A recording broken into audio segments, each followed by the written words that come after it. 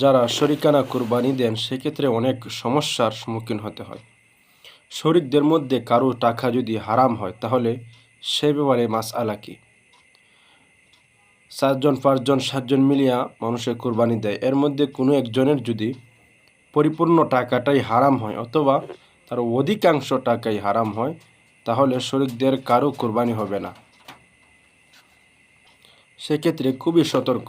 আমরা যাদেরকে শরিকানা নিব আমাদের সঙ্গে, তার যেই টাকাটা সেই টাকাটা কোথা থেকে আসছে, হারাম থেকে আসছে না হালাল থেকে আসছে, যারা শরিক অংশীদার নেবেন সেক্ষেত্রে খুবই যাচাই বাছাই করা অত্যন্ত প্রয়োজন। কারণ কুরবানির দ্বারা আমাদের উদ্দেশ্য একমাত্র আল্লাহকে রাজি খুশি করা। এখন যদি কোনো একজনের সমস্যার কারণে আমাদের কুরবানি বাতিল হয়ে যায় তাহলে আমাদেরই লস হবে এবং আমরাই আল্লাহ তাআলার কাছে জিজ্ঞাসিত হতে হবে। সেই জন্য সতর্কতার সহিত শরিকদেরকে অংশ নেবেন।